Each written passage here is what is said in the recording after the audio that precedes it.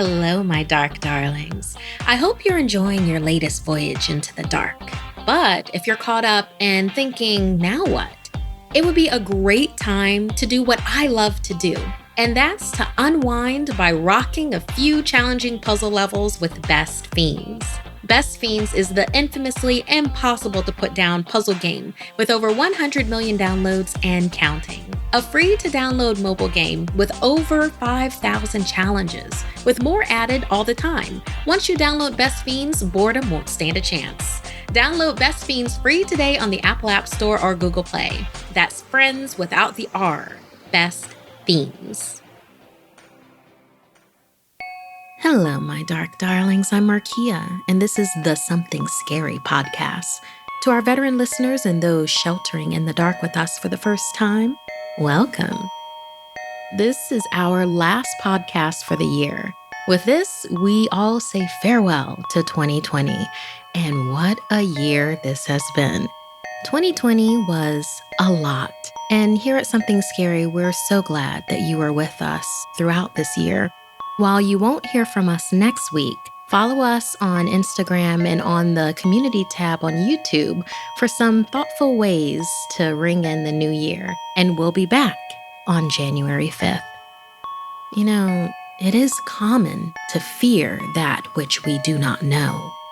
That terrible feeling in the pit of your stomach is the perception of danger, real or imagined. Unfortunately, by the time you know where the true danger lies, you're too late. First, horror unleashed on a Christmas morning, followed by a smile that brings panic, not joy. Then, the terrifying echoes of a haunted forest. Finally, in our featured story, it's kill or be killed for two sisters stuck in the snow. I receive hundreds of creepy story submissions every single week, and of those, the scariest ones make it into our podcast, along with the story that we've chosen to animate and post over at youtube.com/snarled. If you have a tale you're dying to share, send me an email at somethingscary@snarled.com. If you'd like to support Something Scary, then consider joining our Patreon. As a patron, not only can you help the show and see ad-free episodes, but you can also be a part of the horror and hear your name featured in one of our podcasts or weekly video stories. Visit patreon.com/snarled. So, want to hear something scary? You're too late. Be careful when you receive a gift you didn't ask for. It could be the death of you, like in this story inspired by Paula. In New Zealand, Christmas is in the summertime. For my family, it was a big occasion where we all got together at my grandfather's farm. When we arrived this year, I noticed something new looming out in the middle of the pasture. It was a scarecrow. I was amazed at how lifelike it seemed. The eyes were glass, but had the depth and color of a human's eyes. The scarecrow's face was twisted into a permanent scream with sunken cheeks and a gaping mouth. It was too horrible, even for a scarecrow. My grandfather greeted us. I motioned at the scarecrow and asked him how long it took him to create. He shrugged and said he found it in the fields after Christmas last year and decided to put it up. He believed it to be a gift because he found it with a card that read, Frau Perkta. He didn't know what that meant, but he thought the scarecrow would work well. It did. It certainly creeped me out. It looked so human-like and stared straight through me. It gave me an eerie feeling, so I tried to forget about it for the rest of the day. That night, my daughter Charlotte's behavior was out of control. She threw her dinner on the floor, stole and ate her cousin's cookies. Then, she was caught trying to open her presents early. I sent her to her room and told her she was not getting any presents in the morning, even though we both knew that wasn't true. When all the children went to bed, I went to my room, which had a perfect view of the pasture. The scarecrow seemed different in the dark, almost as if it was begging for help. I felt the hair rise on the back of my neck, and a prickly feeling came all over my body. I couldn't shake the troubling idea that something else was watching me too. But eventually, I was able to drift off to sleep. The next morning, the children got up early and ran right to the Christmas tree. The whole family was watching the kids open their presents, except my daughter, Charlotte. Charlotte must have stayed in her room in protest of her punishment, but that was understandable. Then my son held up a shiny silver coin with a skull and crossbones charred into it. Around the edge of the coin, there was writing in Latin and also Frau Perkta. So cool, right? I found this gift on my bedside table, he exclaimed. Did you get one too? He asked his cousins. All the kids nodded and went to get theirs. Still no sign of Charlotte. She always had a knack for being dramatic. When the kids arrived back in the living room with their coins, they laid them out. They were all identical, all with the same engravings and that familiar writing now. Frau Perkta. It sounded so familiar. I remembered my grandfather saying that is what was burned into the card on the scarecrow. Looking it up on my cell, I came across the urban legend of Frau Perkta, an evil female spirit that stalks children. I read aloud. She strongly believes that children should be taught to behave, so she gives rewards to the good ones, a silver coin. The bad ones, however, receive punishment. I asked my grandfather if he had left the coins for the kids, but he had no idea where they came from. Thinking of my daughter, I got a knot in my stomach and felt the hairs on my neck rise again. I read on. The naughty children are given a punishment that costs them their life. Frau Perkta will kill them and dissect them, ripping out their innards one organ at a time, leaving them for others to find. She then stuffs the shell of the body full of straw like a scarecrow. I jumped up, sending my phone clattering to the ground. "Charlotte?" I yelled, rushing to her room. The door was locked. My grandfather fumbled with his keys, but I couldn't wait. I kicked the door in and screamed. My eyes fell upon my poor daughter, gutted and stuffed with straw. Her wounds were loosely stitched with pieces of hay poking out. It was far too late to save my daughter from her encounter with Frau Perkta. The police said the scarecrow in the pasture was also another murder. They determined it was the body of a boy who went missing last year, one town over. Everyone thinks of the boy and my daughter's death as the work of some serial killer, but I know that no person could do something like this. Only the unnatural evil of Frau Perkta.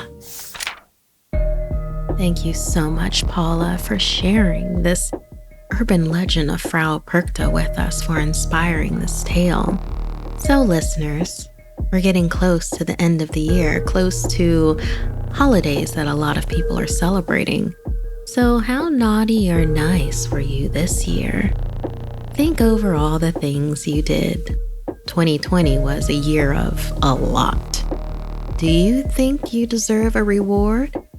Or do you fear a punishment?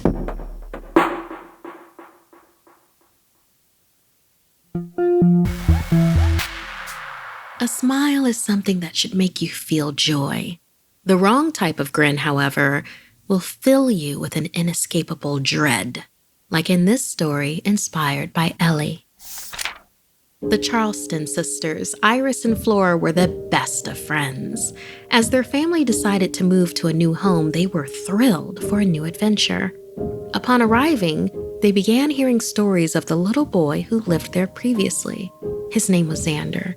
He was a sweet yet precocious boy known for his pranks and funny faces. He was never one to shy away from the camera, but sadly, just after his 9th birthday, Xander was in a terrible car accident and passed away. After the tragedy, his parents no longer wanted to live in the house that reminded them of their son. Thus, the Charleston family moved in. The first morning in the new house, Iris and Flora decided to run around and take pictures of their new place. They would run to the guest room and Iris would lie on a chaise lounge and pose as if she were royalty. Flora would snap a photo on her phone and the girls would laugh. Then Flora would pretend to be putting on makeup at the built-in vanity, and Iris would yell, "Say cheese, you beauty queen." and the girls would roll around having a ball. Iris dropped the phone. She was laughing so hard. When she went to retrieve it, she realized it was stuck on the photo she had just taken of her sister Flora, but with one small difference. It looked as if there was a bright light over Flora's shoulder. It didn't make sense because the flash wasn't on, but she was near a mirror. They decided to take the picture again in a different spot. Iris checked the photo, and there, the light was again. Iris showed Flora, who insisted she take another one. Still playing around, Flora tried dozens of new poses. The girls laughed again, ready to scroll through the photos. In each one, there was a weird light over Flora's shoulder, like an orb following her. But in each photo, the orb grew more distinct. By the fifth photo, the orb appeared to have a face where you could see a set of beady eyes and a mouth. By the eighth photo, a nose and hair. The girls grew uneasy, and Flora begged Iris to stop scrolling. Iris refused. She had to see what was going on with this light. The ninth photo revealed a small child's body. The 10th, a boy. And by the 12th and last photo, it was a vivid little boy. His hand touching Flora's shoulder, looking directly at the camera and smiling. Iris threw the phone across the room. The girls screamed and ran downstairs. They told their parents what happened, and when their parents went to inspect the photos, they had been deleted. The girls began to panic. They knew they didn't delete any of the photos. Their parents convinced them the pictures must have accidentally been deleted when the phone fell. They finally all agreed that was the most plausible explanation. Iris and Flora's fears wore off as the days went on. The following week was the girls' first day of school. Flora took out her phone and snapped a photo of Iris. They both froze, immediately remembering their last encounter while taking pictures. Holding their breath, they went to look at the photo, but it was just Iris. No orb, no little boy. They breathed a sigh of relief. Iris grabbed the phone and started snapping a few pictures of Flora, showing off her new school uniform. Their mom called for them and told them the bus had arrived. They collected their items and jumped on the bus. Sitting there, they began to scroll through the photos. This time, in every photo with Flora, the little boy was there, with his hand touching her, making the biggest grin. Flora grabbed the phone and began snapping pictures of Iris as fast as she could, then looking at them and realizing the little boy wasn't following Iris. Then she took a selfie, her hands shaking. As soon as it snapped and the still shot filled her screen, there he was, his hand on her shoulder, almost cheek to cheek, staring at the camera, smiling. The girls screamed as loud as they could. The bus stopped and they ran off, running all the way back home into their mother's arms. She really listened to them this time and looked at the photo. It sent chills up her spine. Then she went on her own phone, typed a few words, and turned her phone to the girls. There he was, the exact beady eyes, nose, and grin. "That's him!" they screamed. It was Xander, the little boy who had passed away. After that, Flora refused to have any pictures taken of her from then on. No class pictures, no holidays, nothing. There wasn't even a photographer years later at her wedding. Then, when Flora was pregnant, she had a sonogram, and after seeing the life she created on screen, she decided to have a printout. A moment of delight at seeing her baby turned into a moment of dread. There, behind the child, was Xander's face and his creepy grin smiling back at her. Thank you so much, Ellie, for inspiring this truly terrifying tale. Xander, this entity that has for some reason latched onto Flora for life, it appears. How about you out there? Have you ever seen something suspicious in a photo? For instance, a refraction of light that shouldn't be there because the light source just isn't falling that way. You know, they say that when that happens, or if you have a halo around your head in a photo, it's because something is looking after you. Or perhaps it's something like Xander, where something has attached itself to you. In any case, tell us what you saw in your photo. It might be something supernatural. Email us somethingscary@snarled.com. Hello, my dark darlings. I hope you're enjoying your latest voyage into the dark. Some other episodes I could recommend for you are the ones involving the legendary Japanese snow witch Yuki Onna, or the Croatian holiday entity Krampus in Krampusnacht. We do release video and podcast episodes weekly, but if you're caught up and thinking, now what? It would be a great time to do what I love to do between Something Scary recording sessions, and that's to unwind by rocking a few challenging puzzle levels with Best Fiends. Best Fiends is the infamously impossible to put down puzzle game with over 100 million downloads and counting. A free-to-download mobile game with over 5,000 challenges, with more added all the time. Once you download Best Fiends, boredom won't stand a chance. Download Best Fiends free today on the Apple App Store or Google Play. That's friends without the R. Best Fiends. They say it's good to be brave, good to overcome your fear. If you're not careful, though, bravery can lead to death, like in this story, inspired by a letter from Nicole. Dear Markia, I was 9 years old when my mother and I moved to Clifton, Virginia. We lived in a small townhouse in a cul-de-sac housing 20 families. I quickly made friends with 3 boys around my age, and we used to hang out in the Haggaman woods out back every day. I had heard whispers of the woods being haunted, but I assumed that was just some story they told the new kid. I had noticed whenever we went into the woods, we always seemed to avoid this one area in particular, the area that seemed to be right in the center. One day, I asked if we could go to the center to check it out. I was told absolutely not by the so-called brave boys. So I did what any person would do in that situation. I called them all scaredy cats and headed off on my own. They yelled for me to stop, saying something about the old man, but I kept walking. I had to prove myself as the newest member to the neighborhood. When I arrived at where I had never been, in the middle of the forest, I noticed something distinct and unforgettable. The temperature had dropped at least 10 degrees. All the insects and normal buzz I had been hearing just suddenly ceased. I could no longer see any squirrels, chipmunks, any wildlife at all. Visually, nothing had changed, but there was a shift in energy. I began to walk a little deeper into the center, and that's when I saw a large pipe sticking out of the ground. It was copper and rusted, and it stood as tall as I was. It was hook-shaped, like a candy cane, and if I tried to wrap my arms around it, my fingers would barely touch. It looked old, like it belonged in a boiler room in the 1920s, or maybe an old factory mill.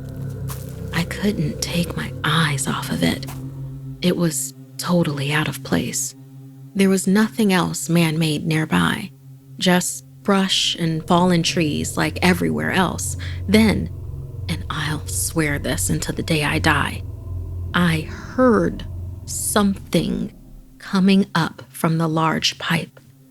A clanging, like someone was inside the pipe, but 10 stories beneath the earth, begging for my attention. I won't pretend I wasn't terrified, but I stepped toward it as if something was calling me. I was 10 feet away, then 9, 8, 7. Suddenly, I was close enough to where I could see the opening at the curve. It no longer looked like a candy cane, but a large water spout. It looked like water used to come out of it. I leaned in closer, dipped my head under to look inside, and I jumped back. There was something in there. I ran as fast as I could, running and running until I could see my 3 friends. They watched from the edge of the haunted area, but couldn't muster the courage to come any closer. I felt some unseen force closing in behind me. My friends reached out for me as I ran to them. Finally, I made it into their arms, and we all ran to my house as fast as we could. I was crying, and oddly, so were they. I had a million questions. Once we calmed down, I asked what they knew. The story goes that decades ago, there was a house there that belonged to someone called Old Man Haggaman. He was a wretched man who hated people and refused to sell his property as neighborhoods began to build around him. The last straw was when the city cut off his electricity and plumbing, hoping to force him out. He cursed the newcomers and swore they would regret bothering him. Months after neighbors started to move in around him and children started playing in the woods, little girls began to disappear. Searching the woods, they found an empty shack of a house, and it was assumed Old Man Haggaman had moved or died. After 5 years, 3 more girls went missing. The pipe was apparently where his house was, and it was presumed to still be haunted. I told the story to my mom, who assured me it was an urban legend. To be safe, I never went back. I never even walked close to the Haggaman woods again. That summer, they cut down those woods and demolished the pipe to make way for new condos. Sadly, the remains of 4 small girls were recovered from within that pipe. From the time Haggaman disappeared to the time the bodies were found, I was the only little girl that survived the haunted center of the Haggaman woods. Thank you so much, Nicole, for sharing this with us, for inspiring this tale. I hope that nobody out there is going to go looking for the Haggaman woods. But something I do wonder about your support system that you have, the friends that you have around you. If your friend was in trouble, would you be brave enough to go help them? Have you ever saved a friend's life in some way? Please tell us about it at somethingscary@snarled.com.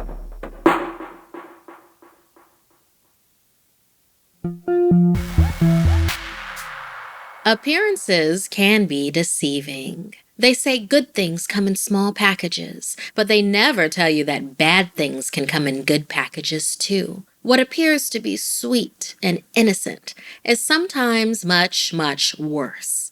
Like in this story, inspired by our listener, Michael Paige. Every Christmas, Ani and Catherine would drive up to meet their family at the cabin they shared in the Alaskan woods. Ani loved staying there, but she hated the drive because of her sister. Catherine was the oldest and very bossy, especially on trips. The weather was on the verge of a snowstorm and visibility wasn't great, but Ani was trying to make good time and hoping she could beat the storm. Catherine was doing her best backseat driving, telling her sister to slow down or to even pull over so she could drive. Soon, they were arguing, just like they did on this trip every year. As things got heated, Ani took her eyes off the road to yell at Catherine, who suddenly gasped, "Look out!" Up ahead, standing in the center of the road, staring straight into their headlights, was a white reindeer. Had the light not been reflecting in his eyes, Ani wouldn't have seen it at all. There was barely enough time for her to slam on the brakes and swerve. The sisters screamed as the car spun out of control and smashed hard into a bank of snow along the edge of the road. They looked back and saw that they narrowly missed the majestic reindeer that now turned and looked at them. It jerked erratically as it moved, and its eyes still glowed a bright orange, even in the dark. Everything seemed to quiet as the snow gently fell around them. Neither sister dared take a breath, and then suddenly, The creature snorted and stomped his hooves on the road as it let out a guttural roar, and then lowered his antlers and charged straight for the car. Ani moved towards Catherine as the reindeer crashed into the driver's side, which pushed the car deeper into the snow. The sisters held on tightly to each other as the deer backed up and charged again. There was a loud crack as its massive antlers smashed into the side, causing a spiderweb of cracks along the windows. They braced for another impact, but it never came. Ani and Catherine looked for the reindeer, but it was still snowing hard. It could have been a few feet or a few miles away, and they would not have been able to tell. Catherine calmed down enough to take charge and told Ani to get them out of there. The old resentment started to creep in, but Ani realized that her sister was right and started the car. She shifted it into drive, but the car wouldn't move. The animal had pushed them too deep into the snow. They both reached for their phones at the same time and tried to call their dad. Ani gave her sister a sarcastic smirk when she got through first. He knew where they were located and said they would be there within the hour. No other vehicles passed as they sat there, waiting. After a long, awkward silence, Ani decided she'd try to make peace with her sister. But when she turned to her, there was terror on Catherine's face. She was trying to speak, but nothing was coming out. She pointed behind Ani, who slowly turned and looked through the cracked windows. The reindeer had returned. Only this time, something was very wrong with it. The beast now stood on its hind legs and walked erratically towards them. They watched as the reindeer's face shifted and looked more like a crazed man. The hooves on his front legs gave way to clawed hands as it lurched closer. It dug into their doorframe and began to pull on it. They both huddled together in terrified silence as metal began to creak. It was going to rip that door off, and there was nothing they could do. Ani tried opening her sister's door, but it was stuck against the snow. They were trapped, and her escape attempt seemed to make the creature angrier. Its long white neck flexed as it let loose noises that sounded like female voices. The voices sounded both entreating and mocking as they came forth from this transformed, unearthly creature. Catherine cringed, hugging her sister tight, pulling her to the window furthest from the beast. "Climb out the window and run as soon as it rips off the door, Ani. I'll keep it busy long enough for you to get away," Catherine urged. But Ani wasn't going to let Catherine boss her around this time. "No, we'll fight it together, Catherine. We're in this together." Ani raised her fist, shouting through the window at the skinwalker. "We're not afraid of you." Suddenly, light filled the car as they could see another vehicle quickly approaching. The creature looked as well and snarled. It glanced one more time at the both of them, pinning them with its glowing eyes, and then ran for the woods, transforming back into a reindeer as it disappeared into the night. The girls were relieved as the truck stopped and their parents got out wielding snow shovels. As the sisters pulled back onto the road, they were followed closely behind by their parents. Their dad noted in a text that their back license plate was missing, the one thing that could identify them in their car if someone had the means to find it. The sisters shivered, aware that they could never be certain that it wouldn't one day find them and try to finish what it had started.